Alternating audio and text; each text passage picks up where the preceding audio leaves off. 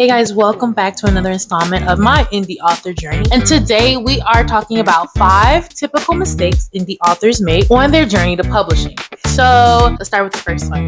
The first one is rushing to publish. So, like some people might get that feeling, they finally finish, and first thing they want to do is just publish. And that is honestly tricky territory because after the first draft, you're nowhere near done. But it is the foundation of the book. But skipping out on beta readers, proofreaders, no editor, no line checks, nothing. I mean, it might save you some money, but you risk paying for it with poor reviews and an affected reputation. For example, I knew someone who wrote a book and they finished it quite quickly, I would say, and there was an error in the first page, and then there were a couple of errors on the back page. So in my head, I'm thinking either they got no editor at all, or they just hit send as soon as they put the period on the last page of the last chapter. And not only that, as I continued to read through the story, it was riddled with mistakes, grammar, spelling, punctuation, and it got to the point where it was very distracting, and I got so overwhelmed with the errors, I started counting them like, all right, how long could I go before I reach another error? It's assumed that it's common knowledge you must edit your work before putting it out there in the atmosphere. Even in academia, it's highly unlikely you write your first draft of an essay, send it to the teacher, and it's gold. There are multiple editing rounds before you present your final work to your professor so you can get a good grade. And the same goes with book marketing or book writing. You want to get a good grade from your readers because you want people to like what they see and to continue to invest in you as a author and invest in your product. And a lot of times, unpolished work, it screams nothing was done after that initial draft. Typos, pacing issues, plot holes, all those red flags will definitely bring your book down and can affect how you are seen in the author world. My recommendation for fixing that is just to slow down. After completing that first draft, edit it. No matter what, that's a non-negotiable. You have to edit your work.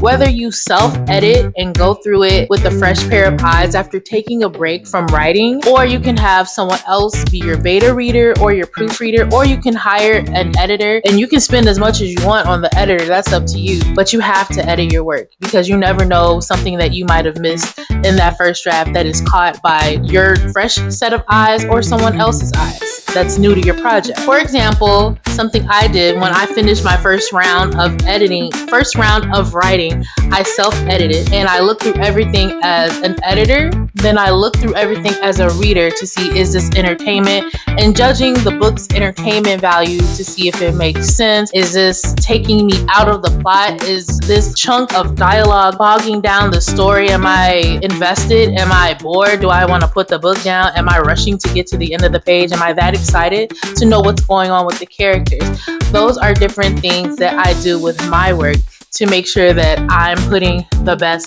quality work out. And I'm hard on myself, not saying like I'm looking at it, everything is rubbish, but I look at it with such a critical eye because I really want people to like what they read. So I have to like what I read too. The second mistake indie authors might make is neglecting the cover. And some people might decide to go the more homemade route, which honestly isn't a bad idea. It does need to look polished though, because as many times as we've heard, don't judge a book by its cover. At the end of the day, we're judging the book by its cover if we're going to decide if we're going to buy it or not. Because I know I do. And it's important to do your research. It might come down to color theory, what emotions a certain color evokes. Do you want your readers to feel calm?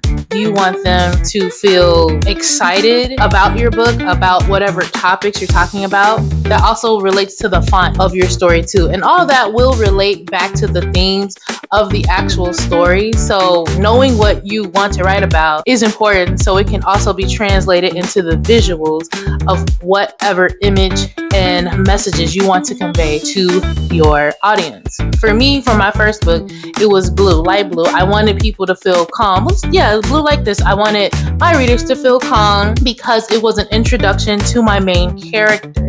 and there were a lot of butterflies. And I think butterflies are really cute. And the theme of my first book, Bits and Pieces, was how my character Raven developed as a young woman through different relationships. On the cover, there were many different butterflies. In order to become a butterfly, the insect starts as a caterpillar, goes through metamorphosis, and it blooms to be at its full potential.